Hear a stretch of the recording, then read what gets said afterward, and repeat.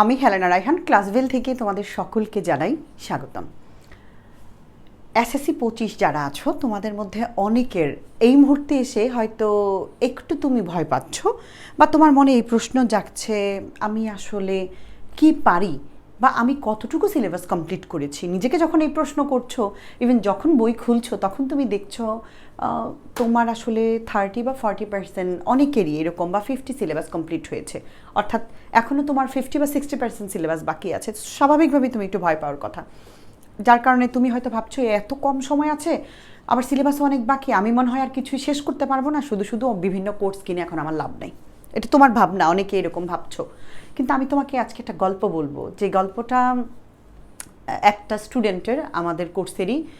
তো প্রি টেস্টে ও 3 বিষয় ফেল করেছিল।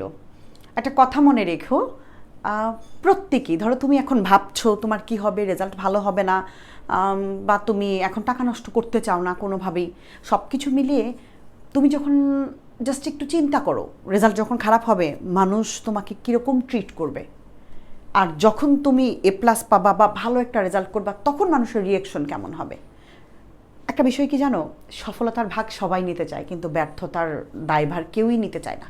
এটা একদম সত্যি কথা, তুমি বিশ্বাস করো বা না করো, বাবা মা টিচার গার্ড মানে আত্মীয় স্বজন প্রত্যেকেই তোমার সফলতাটা দেখবে। তুমি শ্রম কতটুকু দিবা এখন এটা তুমি সিদ্ধান্ত নিবা। তুমি কি ওই সফলতাটা দেখতে চাও নাকি ওই ব্যর্থতা, কোনটা? খুব কাছের মানুষের কাছ থেকেও তুমি খুব আঘাত পাবা।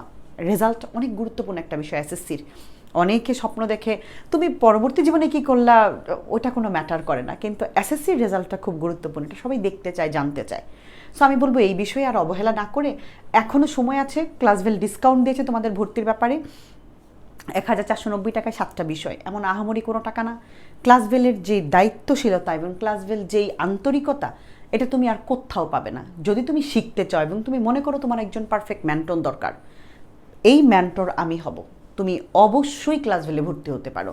তোমাকে ডিরেকশন দেওয়া 150টা MCQ, বাংলা দ্বিতীয় পত্রের 6 পৃষ্ঠার একটা নোট, বাংলা প্রথম পত্রের ক্লাস, এভরিথিং সাজানো আছে। তুমি শুধু ক্লাস করবে মনোযোগ দিয়ে। আমরা অলরেডি 5 থেকে 6টা, প্রায় 6টা 7টার মতো MCQ আপলোড দিয়ে ফেলেছি, আর হয়তো এরকম 7টা বা 10টার মতো হবে। তো 150টা MCQ করলে তোমার জন্য এনাফ। সিকিউ বাছাই করে দিয়েছি, 140টা সিকিউ দিয়েছি, ওগুলো করলে এনাফ। মেন বই থেকে, মেন বই 40টা সিকিউ, ওগুলো তুমি যদি আমার গ্রুপ থেকে করো, আমি সাজাই রাখছি সুন্দর করে, এনাফ। আমি তোমাকে একজনের একটা গল্প একটু দেখাবো তোমাদের ব্যাপারে।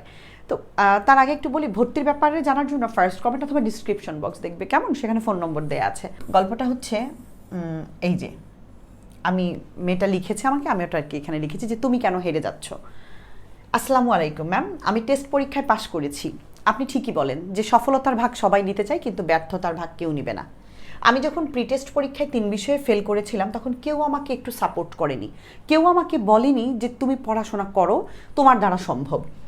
ওই রকম একটা সময় আমার পরিচয় হয় ক্লাসভেলের সাথে। আমি কোনো কিছু না ভেবেই আপনার কোর্সটি কিনেছিলাম।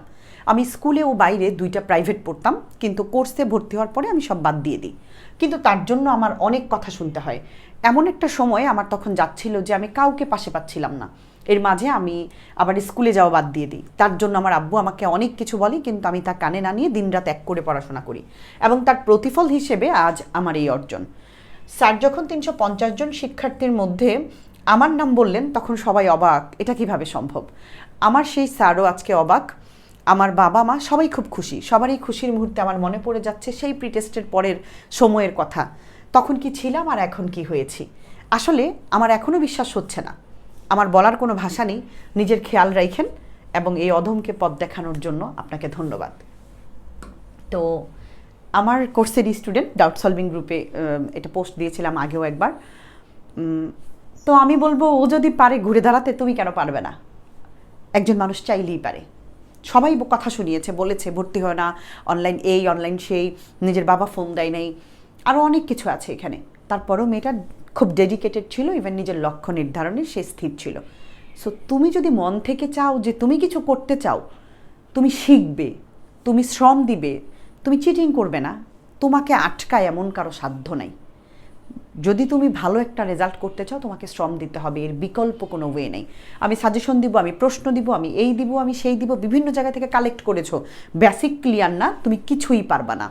একটা অঙ্ক এসেছে, আমি বললাম এই 10টা অঙ্ক আসবে, হ্যাঁ এই 10টাই অঙ্ক আসছে শিওর ধরে রাখো তুমি, কিন্তু অঙ্কগুলো একটু ঘুরাই আসছে, তো তুমি তো অঙ্ক বেসিক চিনো না, এই 10টা তুমি একদম ঝালাপালা করে মুখস্থ করেছো, পরে গিয়ে আর অঙ্ক পারো না।